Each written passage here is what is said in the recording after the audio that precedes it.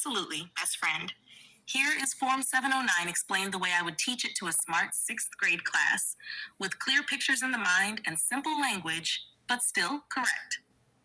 #IRS Form 709 explained for 6th graders, the gift and estate tax form. Imagine you have a giant treasure chest that represents all the money, property, crystals, cars, trust assets, and everything valuable you own in your life. Now imagine the IRS, the tax people says, open quote, you can give away a huge amount of treasure in your life without paying tax, but you have to tell us when you give big gifts. Close quote. That huge amount is called the lifetime gift exemption. Right now, it's about $13.9 million. What does that mean? You can give away up to $13.9 million during your lifetime, or leave it to people when you pass away and not owe taxes on it. But every time you give a big gift, the IRS wants you to report it so they can keep track of how much of your no-tax allowance you've used. That report is Form 709. What counts as a big gift? Something bigger than the normal allowed amount for a year. For example, in 2025, you get to give $18,000 per person with no report at all. But if you give a person more than $18,000, then you must tell the IRS by filing Form 709. You're not paying tax. You're just reporting so the IRS updates your lifetime total. So what is Form 709? Form 709 is basically saying, open quote, hey IRS, I gave someone a large gift this year. Please subtract this amount from my lifetime no-tax gift allowance. Close quote. It's like telling the teacher, I used 2 pieces of paper from the classroom supply, so she updates the chart. You're not in trouble. She just needs to know. What kinds of gifts get reported on Form 709? Examples that even a 6th grader can understand. Giving your grown child $100,000. Funding your trust with millions. Giving your company $1.2 million of equipment money. Giving someone land, property, vehicles, crystals, lawsuits, or valuables.